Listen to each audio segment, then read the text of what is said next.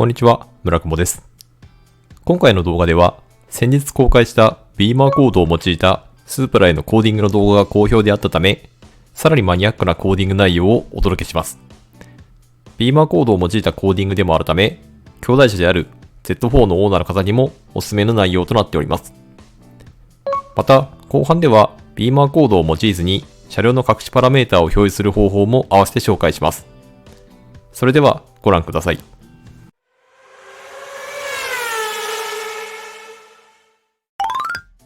まずはコーディングの準備です。コーディング用の器具をアクセルペダル付近にある OBD コネクタにセットし、スマホを機内モード、Bluetooth をオンにした状態で、エンジンスタートボタンを3回短い間隔でプッシュし、シンダーモードに入っていることを確認します。ビーマーコードのアプリを立ち上げ、コーディングを実施していきます。今回はマニアック版ということで、車両選択でスープラを選択せず、あえて Z4 を選択し、コーディングを進めていきます。くれぐれも自己責任でお願いします。なぜかスープラで設定できない項目を Z4 では設定できるため、より幅広い車両設定が可能となっています。こちらが Z4 版のコーディング画面となっています。アクティブサウンドデザインに関しては、スープラでも編集可能であり、疑似的なエンジン音を作り出し、ドライバーに届ける機能であり、こちらを有効化するか無効化するかを選択できます。過去動画にて、こちらを無効化した際にどれだけ静かになってしまうかの検証をしましたので、そちらもご覧いただけると幸いです。アドバンストクラッシュセーフティの項目も、スープラと比較して特に違いはなく、障害物検知機能である PDC を有効化する距離、車速を設定したり、シートベルトをつけていなかった際に警告を発するかどうかを設定できます。インストゥルメントクラスターの項目では、バック時の音を無効化したり、燃料タンク残量警告を残りの航続距離いくらになると発するかなどを変更できます。スープラ版にない機能としては、スピードメーターの200マイル、つまり300キロスケール化ですが、もともとスープラのメーターでの車速表示はデジタル表示のみなので、この機能の有効化は可能ですが、あまり意味はなさそうです。エアコン部分のコーディング内容は、スープラ版との違いはなく、自動内気循環の機能を有効化などが設定可能となっています。エンジンコントロールユニットの項目では、オートスタートストップ機能、つまりアイドリングストップ機能関連の設定が可能で、アイドリングストップ機能の無効化であったり、エンジン停止前の設定を引き継ぐメモリー機能の有効化が可能です。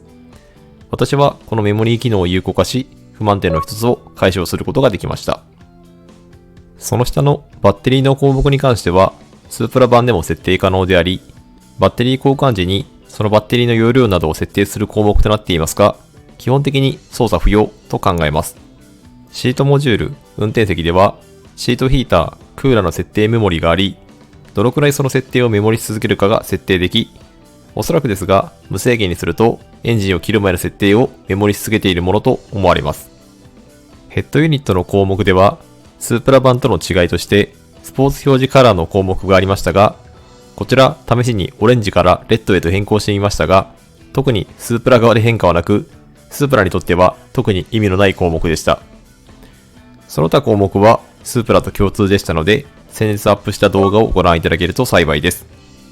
大きな変更点があるのが、ボディドメインコントローラーの項目であり、詳細説明していきます。アンビエントラントの項目に関しては、Z4 オーナー向けの設定であり、カラー変更が可能でありました。ウィンドウ、ドアの項目もスープラ版にはない項目であり、エンジンをかけた状態でドアロックした場合、リマインドとしてクラクションを鳴らす機能などを無効化したりできます。ドアオープン時のウィンドウリフター遮断に関しては、ドア開閉時に一度ウィンドウが下がり、閉めると上がる機能を指しており、こちらを無効化できる設定です。ただ、試しに無効化してみたのですが、ウィンドウの上下機能は無効化されておらず、うまくいきませんでした。うまくいったオーナーの方がおられたら教えていただきたいです。暗い時専用のウェルカムライトは、読んで字の孤独の機能であり、こちらを無効化できますが、特に変更の必要はないかなと感じました。さらに下部のシートヒーターの温度設定が可能となっていました。おそらくバックレストは Z4 のみの機能であり、スープラの場合、フロントシート温度レベルの項目となります。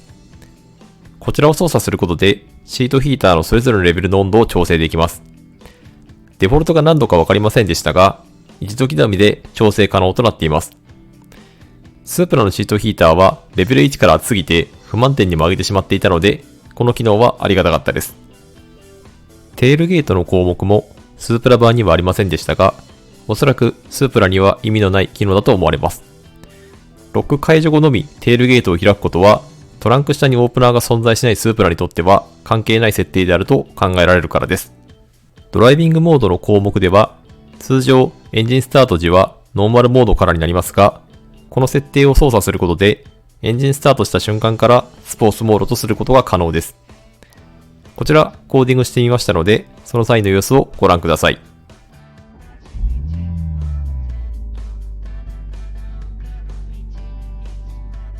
ご覧のように、初めからスポーツモードになっており、吹き上がりの音も若干のぶとくなっているのが特徴です。今すぐ走り出したい方におすすめですが、安全運転で行きましょう。ちなみに、元に戻す際はコンフォートに設定すると解除することができました。ブレーキフォースディスプレイの項目では、ブレーキフォースディスプレイを起動する制動力と、車速いくつ以上でその機能を有効化するかを設定できます。そもそもブレーキフォースディスプレイの機能は、